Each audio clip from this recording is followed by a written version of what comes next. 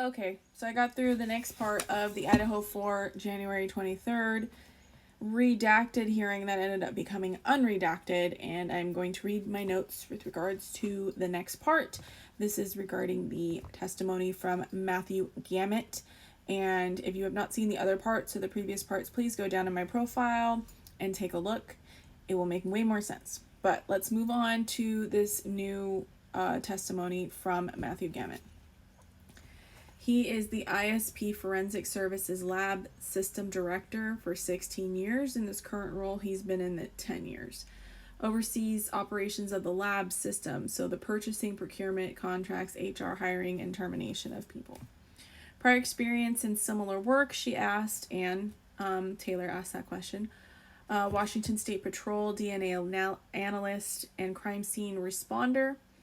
Then he got a BA at Brigham Young University and continued education at West Virginia University and UC Davis.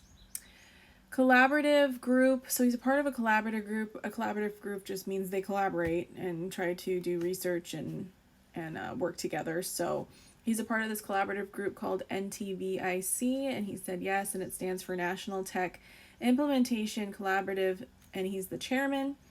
And it's how is it related to forensic investigative genetic genealogy, and it's focused on policies, procedures, contracts, implementation of that technology into public forensic science labs. So they basically regulate what the new technology is doing and how you process things for DNA, because it's such a new technology, right? Important for implementation of new technology so it can be relied upon in court. I have a lot of notes on this guy, so it's going to take me a minute to get through them, so there might be a part 2, 3, whatever, but we'll get through it. Also involved in ASCLD, or American Society of Crime Lab Directors. He is the CFSO role, whatever that means. Consortium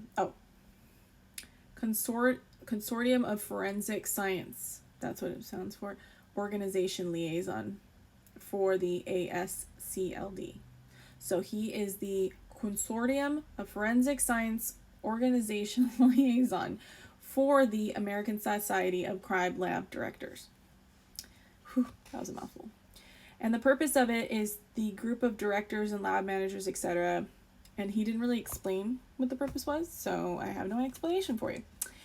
The role in deciding that Othram, so this is Anne's question. What was this role in deciding that Othram Labs should contract with ISP Forensic Labs? So previously, I was mistaken. I thought that the Othram Labs was the FBI labs. It was not.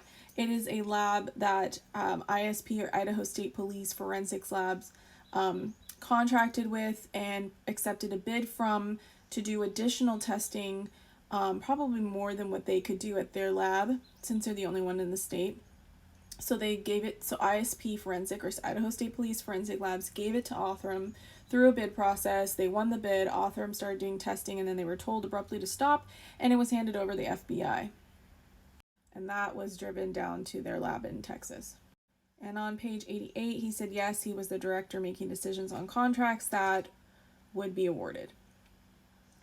Did not work specifically on the contract with Othram, did work on the specifications that led to a contract being awarded to Othram. So he didn't actually do the contract with Othram, the lab that they transferred it to, but he created basically the procedures or the checklist that they have to go through for the bid process to get the work in order to do the DNA analysis. So he creates the scope of work, the specifications and requirements, and they receive and review to make sure that they comply and see what are the specifications. So that's what she's asking. He said that the specifications are that they use an interim policy, that they have environmental protections, a reporting required back to them, and then there's billing procedures off the top of his head, but those are not all of them. So the interim policy, she clarified, would be like the DOJ interim policy. He said yes. At that time, they were looking for a forensic investigative genetic genealogy vendor, or FIG vendor, Since then, you've become aware that companies do become accredited. Yes, at that time, but none were to his knowledge. He did not look at bid. The people who are more qualified did. He is not a FIG analysis expert. Instruments were validated, unknown up to the lab. So she asked, were the instruments validated to make sure that they're working properly? He said it was unknown. It would be up to the lab to do that. So she asked, so he basically was saying, I don't have any like insight into Othram and how they run their lab. I just looked to see, helped create the checklist that has to be followed in order for someone to a lab to submit a bid. That's what he did. He didn't look at the actual bid that Othram gave to do the work on this DNA for Brian Kohberger, right? Or just the evidence in general. But he said, as far as like the Idaho State Police forensic labs, he said, yes, they do validate and make sure that the equipment is working properly. He was aware of that. And Anne asked, is this important to do as an accredited lab? And he said, yeah, absolutely. And she asked, is it important to retain data, especially to be able to duplicate the work and retain case file? And he said, yes, we retain case files, notes, and so that the investigators can use them in court. And then she asked, did Othram? And he said, he reiterated that he doesn't know what they did, but he said that they gave them, meaning ISP, State Forensic Lab, a report, and they keep the specifications associated with that. So they just give what they're required to give, but not everything. He said, we were concerned with data security and privacy, but he doesn't know if they have other data. We asked them that they would preserve or communicate to prosecutor's office and Moscow PD if information was to be disposed of or not when the work was terminated/stopped. So at some point, the FBI, then we'll get into that, the FBI told them that they had to stop, so then they communicated that to Othram, and Othram stopped the work that they were doing on the samples and essentially gave everything over to the FBI. But in the process, this witness told them, they were indicated to them at Othram Labs to make sure that they're communicating with prosecutor's office, that they're documenting everything, and that that they preserve as much as they can before they terminate. He said when Othram Lab took over, they transactionally terminated their ownership of the specimens and the evidence and transferred it over to Othram, and eventually then it went back to Moscow PD and the prosecutor's office to give to the FBI. And asked in the report that was given that it doesn't provide any details of how they did their work, and he says the one at the ISP does. They document everything. As far as Othram Labs, he can't speak to that because he's not a part of that lab. Anne was asking his knowledge on the similarities between SMP and STR profiles. Those are the ways that you extract DNA, right?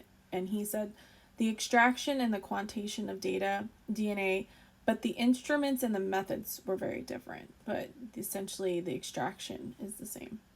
Anne asked what was his communication he had with Othram Labs early on. It was to provide DNA for investigative lead. Samples were then put into CODIS, but there were no hits. The DNA samples were then delivered by Moscow PD in person from Othram Labs. He knows this because he accompanied the officer from Boise to Houston and to Othram Labs. Didn't have possession, but was with the officer that did. He said that he had, after they delivered the sample, he had communication with Othram Labs and about the analysis and the searching. Othram Labs asked for authorization to do searches in family tree DNA, which is another like 23andMe or Ancestry, and about YSTR testing. So I'm going to pause there and we will pick up in the next video because there is a Daniel Hellwig that eventually does testimony after this gentleman, and I want to get into that as well and explain to you what YSTR testing is. So make sure you follow and like for the next video. I appreciate you watching. I know this is not the most stimulating stuff, but it's important that we look at it because it was redacted originally and now we can see it. So let's see what happens.